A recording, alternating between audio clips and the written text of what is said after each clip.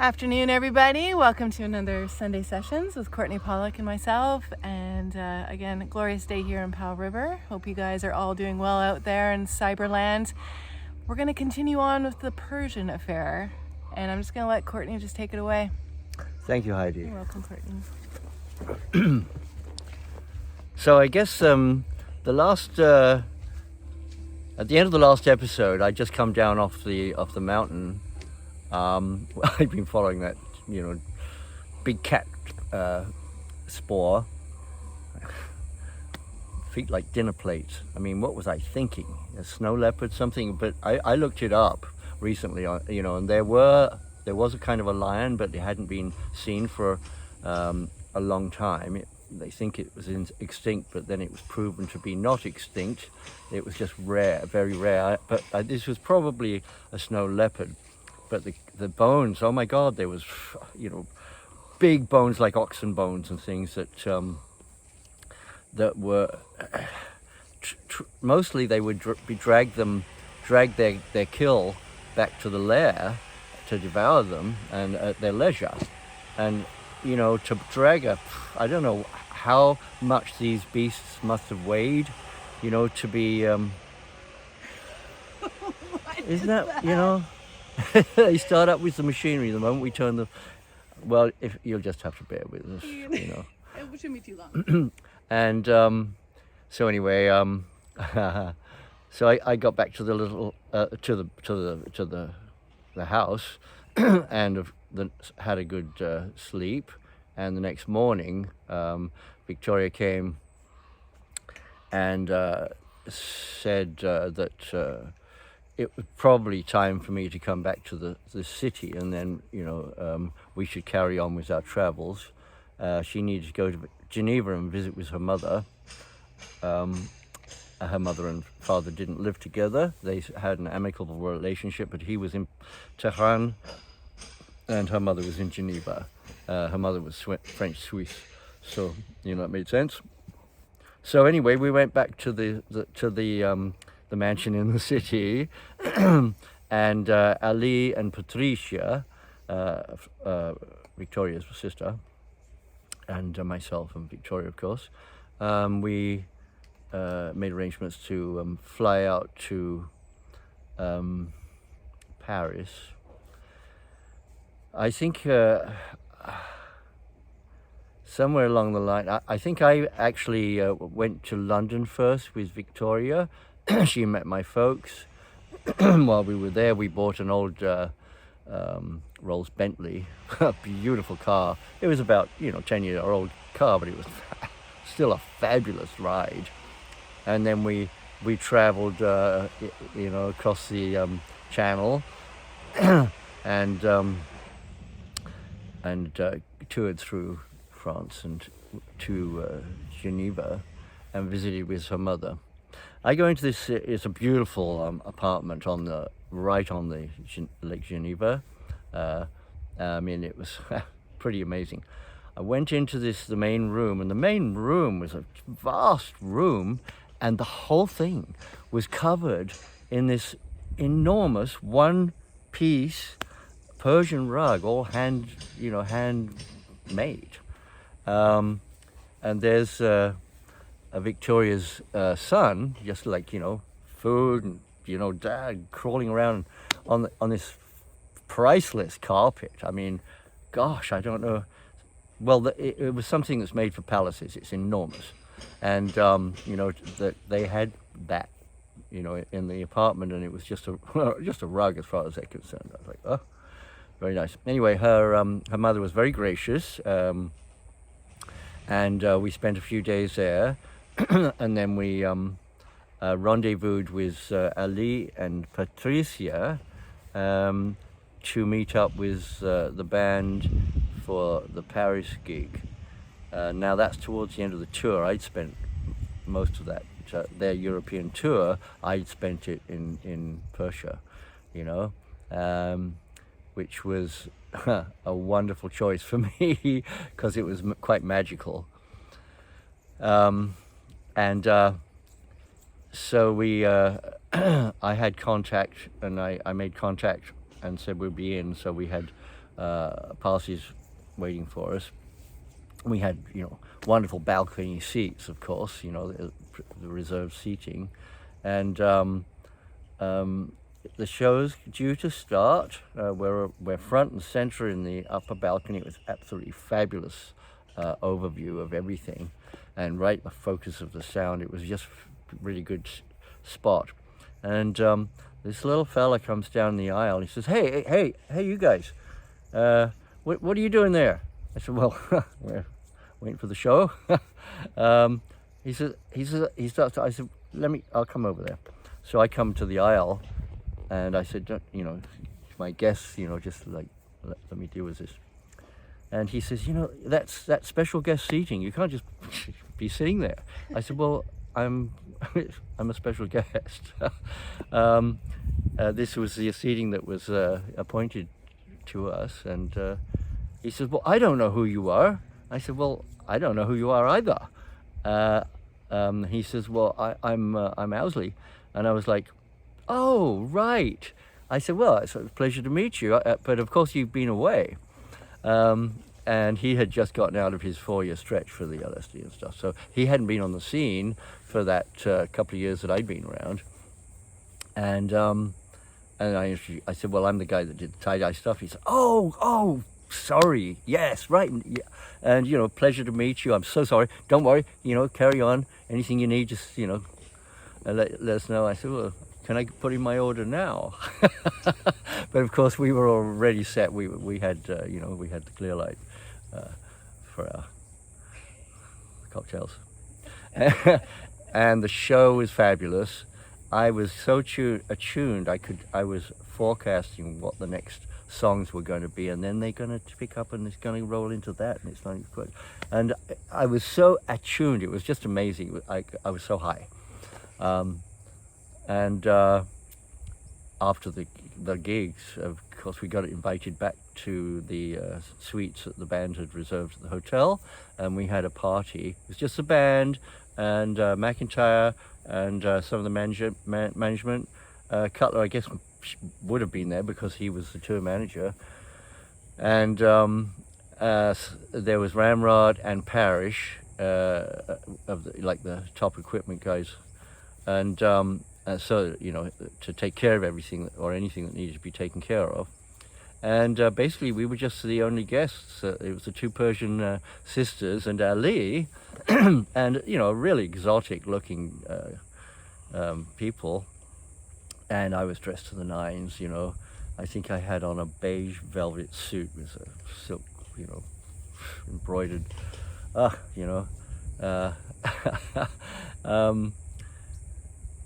mean, even that they had money, one of their jollies that they like to do was go into the top department stores or fashion houses and just take what they want, walk out with it. I was like, what?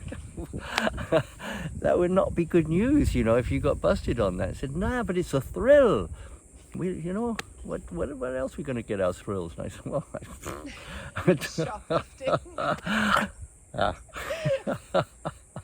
Anyway, I was looking like $1 million.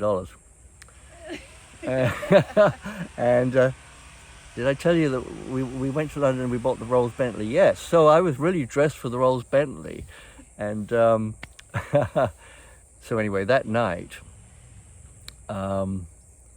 it was a fantastic night, being hosted by the band, and of course they were charmed to be introduced to these highborn Persian beauties. And Ali, of course, who's a highborn Persian gentleman of the old empire, old school. And this, I think I reiterate, this was a little bit less than a year before the revolution happened. So I actually got to experience the old Persian way of life, the true culture from the perspective of those that have, that are in power, that have, the haves and the have-nots, big division. However, the Shah had been, he'd been doing a great job. He had been developing working class and middle class. More and more people were getting fully educated. He was greening the area around Tehran he had a 12-mile belt all the way around. He transformed desert into there were steps of green all around it. Changed the air in the city. It was beautiful. He was doing a fantastic job, and I don't really understand why he was ousted.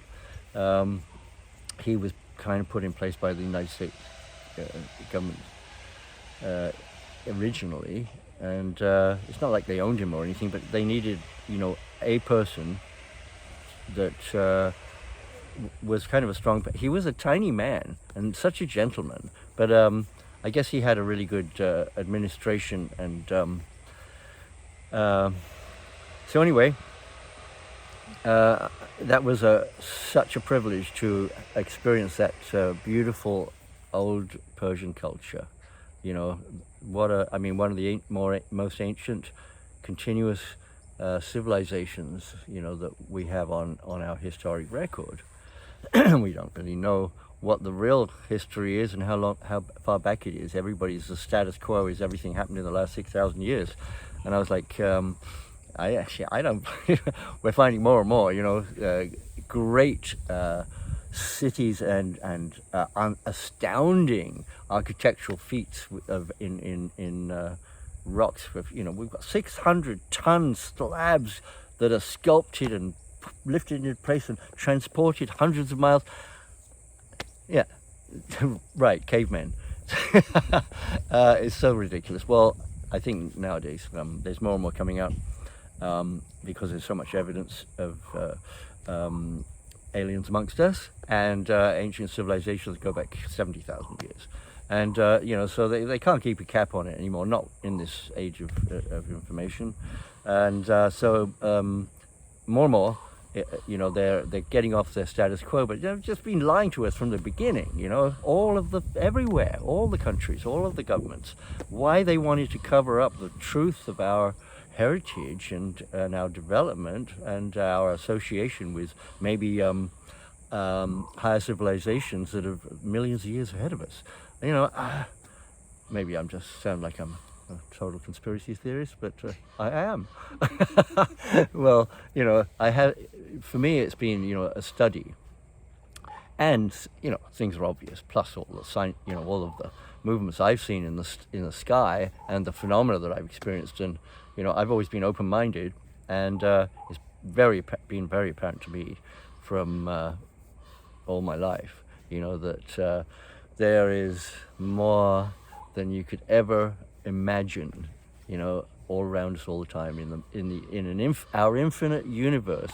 All things are possible, and there could be, countless high civilizations that preceded us, around us, with us, different dimensions. What do we know? We're really not far away from our cave days, relative to civilizations that have been around for untold times, millions of years perhaps. Now, considering the age of the universe as we understand it, things could have evolved, and in my mind, one of the things that really jumps up is that we're working on artificial intelligence, and this is something that doesn't need a meat sack to, once it gets to be self-aware and at a level of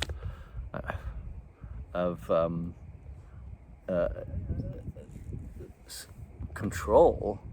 They don't need meat sacks, they can be infinitely, they can live forever, just self-repair, or, it's like, and of course the people that are like Elon Musk and those, he warns about artificial intelligence as being, possibly, if it isn't controlled from the get-go, that'll be the end of us. But I think that there's, high civilizations of machine intelligence out there in the universe, unless we have something that they particularly want, then, hopefully they won't bother us. There's plenty of other, meat sacks in the universe or something. I don't know. Anyway, I digressed. So anyway, from Paris, we flew to London There was a gig after Paris, and it was in Lille.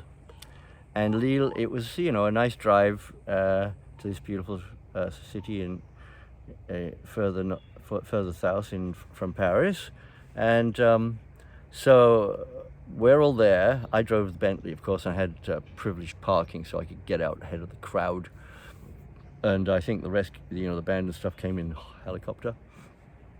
Anyway, we're getting close to showtime, and the trucks never arrived. The equipment, there's no setup. The crowd is there, however many, I don't. It's a pretty big crowd, 12,000, I don't know. And Sam Cutler comes up to me and says, "Courtney, man, we're really screwed here. The trucks ain't, there's been a hassle somewhere, a tie up, I don't know, a breakdown. They ain't gonna make it. We got to tell these people, they can trade in the tickets for another show or get their money back or whatever." And not an easy gig when they're all anticipating a great show that they've lined up for and paid big money and probably traveled, a lot of them, for a long way to get to, and put up, expensive accommodation to be there and all this stuff. And he says, "Well, you think," he has this wonderful Cockney, East End of London Cockney kind of accent. He says, "You think your girlfriend can just get up and do the announcement, because she speaks the lingo?" And I was like, "You mean she speaks French?" He said, yeah, that one." So anyway, I'm making fun, but I said, "I'm sure she can, she has a really good presence and very diplomatic, and so we asked her. She said, "Okay, I can do, she says, "But we have escape route?" So I said, "Yeah, we have got an escape route." The moment you've made the announcement, you put the microphone in the stand and you immediately come back. I'll be waiting for you in the wings there, and we make a beeline for the car and get out ahead of the crowd, because we do not want to see what happens. And so that's what we did. I mean, that was pretty brave of her to get out there alone on the stage. Sam was already backing out towards towards the helicopters with the band. Well, at least he got out, rather than how the Stones left him after Altamont. It was like, of course he was pretty wily and wise by then. So anyway, we got out ahead of the mob and made a beeline for. We went to. Patricia and Ali were with us, so we went to the casinos, and now we had this amazing energy between the four of us. We could be in a city, and they'd take off in one car, we'd take off in another. We'd be doing whatever, looking in curiosity shops, looking at architecture, art galleries, whatever. And then we'd say, Victoria and I would, think, well, we should meet up with them for dinner, maybe under the, at this monument at 5 o'clock, And I said, okay, let's just put it out there to the universe. We show up at, this appointed time and place, and there they'd be. They'd pull in. The moment we pull in, they're pulling in simultaneously. It was like that all the time with the four of us. We were so attuned to each other. There were no cell phones or anything like that. And so it was just putting it out there, the telepathy, whatever. And so we went to the casino, and we decided that Patricia should do the gambling. We did the roulette. And so we arranged ourselves where we had this dynamic, and we were just like sending energy, and and she was playing it pretty safe, just doubling or red or black or whatever, and but she kept winning, just doubling the money. Pretty soon she's gotten a pretty big stack going on, and we've got this going on, of course I was very naive, and I think they all were, when it comes to casinos. But we had this energy, and we couldn't be, as long as we were focused, we couldn't be beaten. You know, we could have walked out of there with hundreds of thousands. But anyway, this beautiful young woman walks by me and drops her hanky or something just silly like that. And I went, oh, you know, and I went, oh, shit. And she went, sorry. And she was just one of the, you know, she broke the energy. They're so wily, they've seen it all.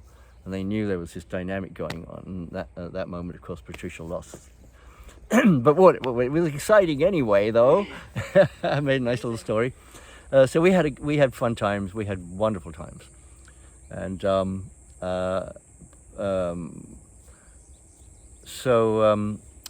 eventually, of course, I was. We went to London. The London gig was the last gig of the tour, for the 72 tour for the Grateful Dead, and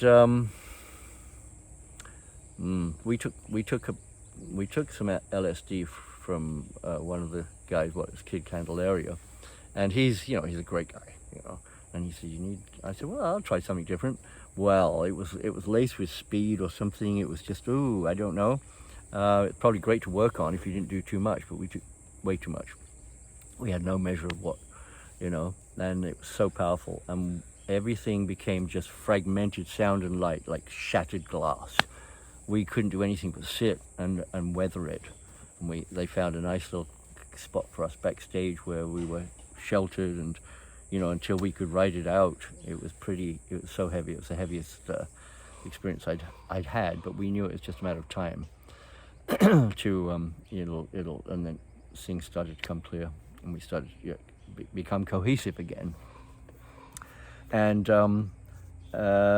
so that was difficult, but by the time we got the gig was done and we got back to the hotel,